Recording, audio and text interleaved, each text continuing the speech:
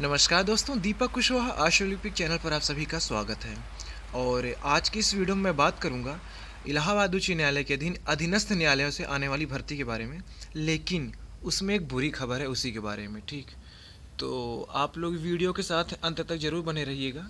और जिन भी लोगों ने अभी तक चैनल को सब्सक्राइब नहीं किया है, तो पहले ऐसे सभी जन चैनल को सब्सक्राइब भी ज़रूर कर लें, काहे से कि ज़्यादा ज़रूरी है, ठीक। तो आप लोग अभी तुरंत पहले चैनल को सब्सक्राइब भी ज़रूर कर लें। देखिए, अभी कुछ समय पहले की बात है, तकरीबन यही 5-6 दिन ऐसे हो रहा है, ठीक है। सर्वोच्च न्यायालय ने किसी मामले में एक फ़ैसला सुनाया है देश के सभी न्यायालयों के बारे में, ठीक है। और उसमें यही है कि सभी न्यायालय में जितने भी पद रिक्त हैं, ठीक है ना, खाली चल रहे हैं और काम का बड़ा बोझ है, काम करने में दिक्कत आ रही है, तो इन रिक्त पदों को 2 महीने में भरा जाना है। तो सर्वोच्च न्यायालय ने सभी न्यायालयों के लिए आदेश दिया, ठीक। उसमें आपका ये अधीनस्थ न्यायालय भी आ जाएगा और जैसे उच्च न्यायालय वो भी आ जाएंगे। तो अब ये हुआ कि देखो, 2 महीने में भर्ती पूरी हो ही नहीं सकती है। अगर मान लो कहीं से भर्ती का विज्ञापन जारी भी होता है तो एक महीना लग जाएगा आवेदन के लिए। फिर उसके एक आध महीने परीक्षा कराएंगे तो 2 महीना तो यहीं चला गया, तो नियुक्ति तो होने से रही। तो अब ये हुआ कि अब सर्वोच्च न्यायालय ने फैसला सुनाया, उस पर अमल तो होना ही है, वरना फिर वो हो जाएगा कि देखो यार, आपसे बात नहीं मान रहे हैं। तो अब ये हुआ कि सभी न्यायालयों ने इसमें एक ऐसा वो किया कि ऐसा है, नई भर्ती तो नहीं निकाला जाए, लेकिन तब तक के लिए जो भूतपूर्व कर्मचारी रह चुके हों, ठीक है ना, या कहने का मतलब कि जो सेवानिवृत्त हो चुके हैं, तो इन्हीं लोगों को फिर से बुला करके काम पे रखा जाए। ये मतलब कि न्यायालयों ने अपने हिसाब से ये किया है इसमें, ठीक। तो ये चाहे उनकी भर्ती हो या अधीनस्थ न्यायालय की भर्ती हो, उन सभी पर अमल होगा। तो अब इनको पता नहीं, अब उन्हीं बूढ़े लोगों में कौन सा मज़ा आ रहा है कि उनको फिर से बुलाया जाए। अब कहने का मतलब कि जो आदमी सेवानिवृत्त हो चुका है, जो भूतपूर्व कर्मचारी रह चुका है, तो अब बार बार उन्हीं को ही क्या, अगर ऐसा ही है तो ठीक है, फिर जो पहले प्रधानमंत्री थे उन्हें के रखो, फिर वही देखें। कैसे जो आदमी पुराना है तो मस्त आदमी होगा, उसको ज़्यादा अनुभव काम धाम का, ठीक है, वो अच्छे से काम करेगा। उसी तरीके मान लो कोई मुख्यमंत्री हो कहीं का, जो पुराना वाला हो वही रखो, नए का ज़रूरत फिर, ठीक है। इसी तरीके आपके जो न्यायाधीश हो, न्यायमूर्ति वगैरह लोग हों जो पुराने रहे हों, उन्हीं को वापस रखा जाए, नई नियुक्तियाँ ही ना की जाए। जो सभी पुराने लोग हैं हर जगह सब पुराने पुराने ही लाओ, क्योंकि पुराने वाले लोग ज़्यादा अच्छे हैं, ठीक। नए वाले से आपको ऐतराज़ ही है। तो जब यही सब करना तो फिर हर जगह करो, यही मामले में का है। तो अब ये क्या कहते हैं, 15 अक्टूबर को ये एक आदेश जारी हुआ है। ये अभी तक आपको यूट्यूब पर आपको कहीं दिखेगा नहीं, अब ये वीडियो बन चुकी है, तो वो हो गया, वही एक आध 2 घंटे में शुरू हो जाएगा, हर जगह यही यही चलेगा अब, ठीक। तो ये इलाहाबाद उच्च न्यायालय के रजिस्ट्रार जनरल हैं आशीष गर्ग। अच्छा, यही वो रजिस्ट्रार जनरल हैं जो पूरी भर्तियां देखते हैं, ठीक है ना। जैसे कि आपकी ये सहायक समीक्षा अधिकारी वाली भर्ती आई थी, अपर नी सचिव कंप्यूटर साहब वगैरह, तो रजिस्ट्रार के ही अंतर्गत ये सारी भर्तियां होती हैं, ठीक है, यही ये सारी भर्तियां देखते हैं। तो इन्होंने ये 15 अक्टूबर को आदेश जारी किया है, किसके लिए, समस्त जिला एवं सत्र न्यायाधीश के लिए, ठीक है। फिर विषय है CL क्रमांक 41 व्यवस्थापक डी। ये ऐसे करके लिखा है कि सेवानिवृत्त जिला न्यायालय कर्मचारियों की पुनर्नियुक्ति के संबंध में।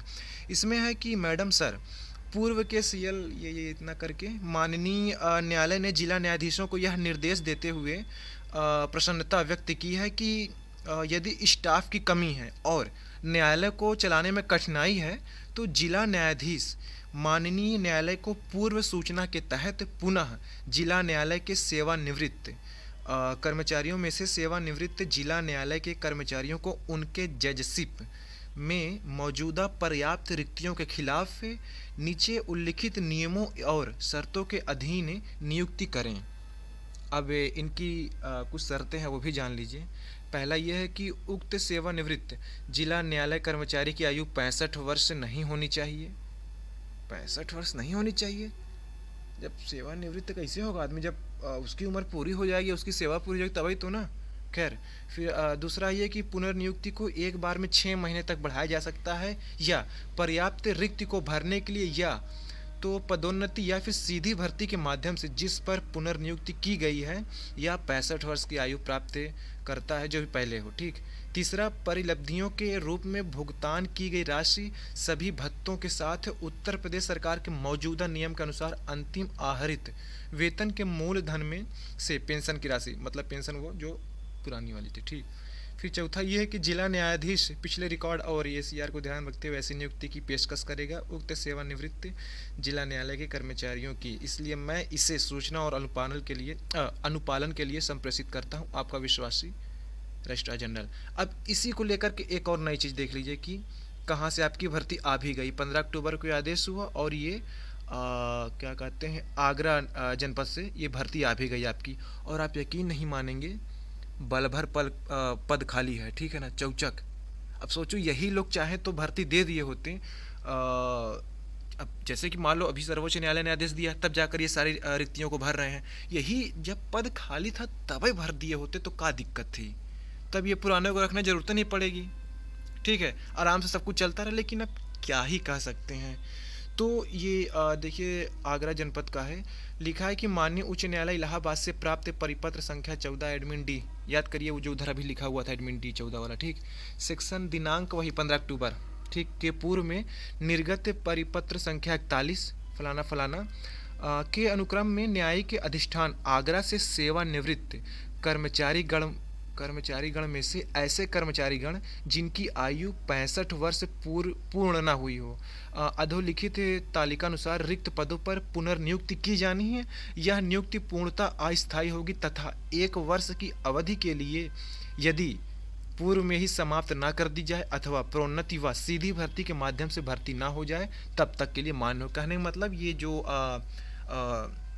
सेवानिवृत्त वाले जो कर्मचारी रहेंगे ये तभी तक के लिए रहेंगे कि अधिकतम इनकी सीमा 1 वर्ष रहेगी, या फिर इससे पहले अगर भर्ती आ जाती है, सीधी भर्ती आ जाती है और पूरे पद भर लिए जाते हैं तो फिर उन लोगों को हटा दिया जाएगा, वरना तब तक ये काम करते रहेंगे, ठीक है। ये हो गया। फिर ये है कि उक्त पदों का वेतनमान, खैर ये सब चीज़ मतलब नहीं। अब देखिए पद आप देख लीजिए कौन कौन से पद हैं। जो सीधी भर्ती ये है आपका, ये चीफ एडमिनिस्ट्रेटिव ऑफिसर एक पद है, हालांकि ये सीधी भर्ती नहीं आती, इससे आपको मतलब नहीं है, जो मतलब है उससे बता रहा हूँ। ये आपका हेड असिस्टेंट है 8 पद है, सीनियर असिस्टेंट 112 पद है, जूनियर असिस्टेंट 21 पद है, पेड अप्रेंटिस 3 पद है, स्टेनोग्राफर ग्रेड 1 6 पद है, स्टेनोग्राफर ग्रेड 2 7 पद है, इसी तरीके स्टेनोग्राफर ग्रेड 3 45 पद है। अब बताओ ये इतने पद खाली हैं, साल दर साल जब जब पद रिक्त होते गए तब तक भर्ती कराते। अब देखो 45 पद है स्टेनोग्राफर 3 के, अब भर्ती एक को नहीं आ रही है। बताओ खाली कर कर बस रखे हैं, ये पता नहीं क्या कर रहे थे। फिर है ड्राइवर स्पेशल ग्रेड 1 पद हो गया। फिर इसी तरीके है प्रोसेस सर्वर 10 पद है, अर्दली प्यून ऑफिस प्यून फर्रास 26 पद है। फिर चौकीदार, वाटरमैन, स्वीपर, माली, कुकर, भिस्ट, लिफ्टमैन 4 पद और ट्यूबवेल कम ऑपरेटर 1 पद। कुल ये देखिए 255 पद रिक्त हैं। सोचिए आगरा जनपद की बात है, ऐसे 75 जिले हैं अपने उत्तर प्रदेश में। सोच लीजिए कहाँ कहाँ से कितने कितने पद खाली होंगे। अब यही है लापरवाही का ही नतीजा है कि ये सारे पद खाली, वरना अगर समय समय भर्तियां भरी जाएं तो देखो लोग कहते हैं ना कि सरकार कितनों को नौकरियां दे दे, जनसंख्या इतनी है उतने पद थोड़ी ना सरकारी। अरे उतने पद नहीं, मतलब कि जितनी जनसंख्या उतने पद नहीं, कौन कह रहा उतने पद है, कम से कम जितने हैं वही तो दे दो। बहुत से पद खाली, बहुत से विभाग अपने उत्तर प्रदेश में तमाम लाखों पद खाली हैं। अब ये लोग नहीं देते हैं, भगवान जाने क्या करते हैं। तो जो लोग मांग करते हैं ना कि अब जैसे मान लो कल को लोग बुराई करें, अरे फलाना सरकार में भर्ती नहीं आ रही है, उसके में आती थी, या इसके में आ रही है, उसके में नहीं आती थी, तो अब इसी को लोग गलत वो ले लेते हैं, अरे यार तुम क्या सरकार की हमेशा बुराई करते हो, हमेशा ये हमेशा वो। तो लोग इसलिए परेशान हैं कि हमें तुम ज़्यादा ना दो, जो पदवा है वहीं पे भर्ती निकाल दो, जो है वही निकाल दो। अब ये जैसे इतने पद खाली हैं 255, अगर ये भर्ती आई होती तो क्या ज़रूरत पड़ती जो भूतपूर्व कर्मचारी रह चुके हैं। अगर उस हिसाब से हो तब तो फिर एक नई परंपरा चल जाए कि ऐसा है जहाँ कहीं से भी पद खाली रहेगा तो सब रखो पुराने वालों को, नए के लिए देखा जाएगा, फिर नहीं होगा पुराने वाले से काम चलाएंगे, यही सब होगा। फिर अब इन्हीं सारी चीज़ों से मनोबल बढ़ जाएगा इनका। कैसा है, अब जब भी नई भर्ती नहीं आया करेगी तो ऐसे किया करो, तो ये ऐसे करके इनका काम चलता रहेगा, हो गया। और नई भर्ती में यही होगा, मान लो जैसे स्टेनोग्राफर का ग्रेड पे 2800 है, ठीक है, अराजपत्रित पद है, 2800 के हिसाब से वही 35-36 हज़ार आपका वेतन बनेगा। अब ये जो ये सेवानिवृत्त वाले लोग को रखेंगे तो ये पूरा वेतन तो देंगे नहीं, आधा ही देंगे, तो हो गया। अब कहाँ 35 हज़ार, कहाँ 18 हज़ार देंगे, 19 हज़ार देंगे, तो वो इनका काम होगा। तो फिर काहे ये चाहें कि नहीं भर्ती आए। तो यही सारी चीज़ें हैं, खामियां हैं। इन्हीं सारी चीज़ों के लिए लोग कहते हैं कि नौकरी दो, नौकरी दो, क्योंकि जहाँ पद खाली है वही दे दो, बस बात खत्म। जितने जितने पद खाली हैं भर्तियां दे दो। देखो, कोई शोर शराबा ना करे, कोई हल्ला ना करे, कुछ नहीं, सब मस्त रहेंगे, जो है वही भर दो, बस हो गया। तो ये सारी चीज़ें हैं। अब भर्ती आपकी थोड़ा और देरी से है, क्योंकि अब ये है कि इन लोग की नियुक्ति जब करेंगे तब इन लोग को दिखावटीपन के लिए तो रखेंगे नहीं, इनसे काम लेंगे ना तभी तो। अब यही है कि अब नवंबर या तो दिसंबर में आपकी भर्ती आएगी, या तो और टल सकता है, जैसा भी हो, क्योंकि इस हिसाब से तो अब लग रहा है कि और टलेगा जब, क्योंकि अभी इन लोग को जब रखेंगे तो कमवा तो करोगे करेंगे ना, देखने के लिए रखवाएंगे थोड़ी ना। तो अब जल्दी से सारी प्रक्रिया वैसे भी नहीं चलेगी। हाँ, अभी तक ये था कि बहुत जल्दी भर्ती आने वाली है, पर अब ये सारी चीज़ें हो गई। तो अब देखिए, आ जाए बहुत जल्दी तो अच्छी बात है, वरना जो कुछ और नई बात पता चलेगी तो मैं आपको ज़रूर बताऊंगा, ठीक है। बाकी ऐसा नहीं भर्ती नहीं आएगी, भर्ती आएगी, भर्ती आएगी, ठीक है। अब यही है कब तक आए, थोड़ा अब इसकी वजह से देरी हो सकती है। बाकी आप लोग को सारी चीज़ दिखाई दिया हूँ, चाहे तो वीडियो को रोक करके इसका स्क्रीनशॉट आप ले लीजिएगा।